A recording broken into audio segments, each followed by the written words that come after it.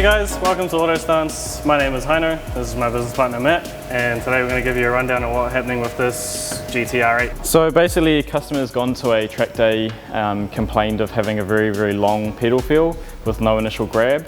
It's getting hot way too fast and boiling the factory fluid that's in there, as well as the pads have started to deteriorate and the disc is all scored.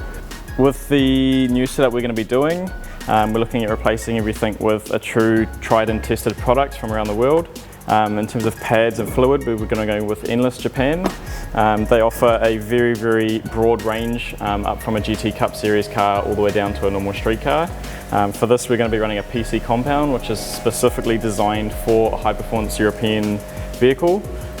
Again, we've tried and tested these before, so we're happy to recommend them for our customer's car.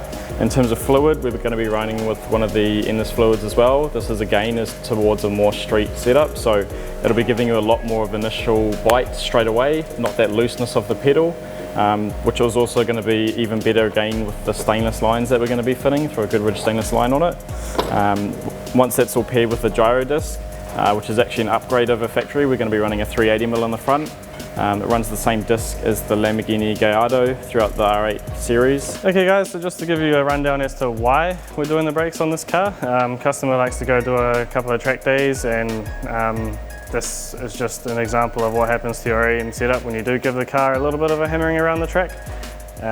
So if you have a look at the rotor itself, you can see a lot of heat spots, a lot of steep scoring, and they're just finished. We've got the pad in here as well, which didn't like it, so you can see that it started to deteriorate on the actual compound itself. So we'll pull this setup off, we'll space the actual brake out to accommodate the 380mm rotor, and then we'll give the car just a general tidy up just so that it looks good for when the customer picks it up.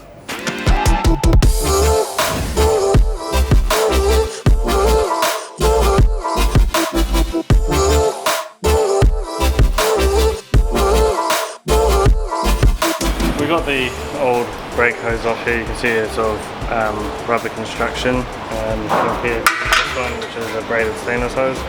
So essentially what this does is it gives you a more accurate pedal feel, so when you actually push it, this line doesn't expand, whereas under hard heavy braking, this line will have a little bit of flex, whereas this one won't, which will give you a much more accurate braking pedal.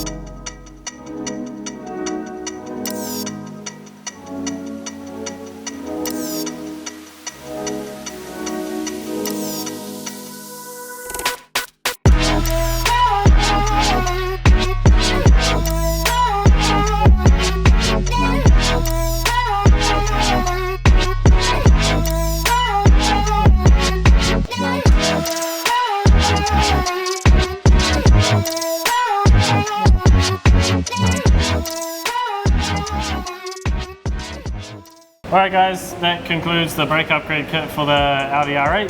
That's just going to give you a rundown on the correct bedding procedures for the brakes. This is a vital step to actually getting your brakes to function properly. So everything's been fitted up, pads are in, discs are fitted, rotors are in, fluids in, brakes have all been bled, we've done our ABS procedure, car's gone out for a road test. As you can see, the pads have made it up nicely to the disc, so you can see you've got a nice uniform contact the whole way through. If we saw anything funny or strange, we'd have a massive heat spot through the disc.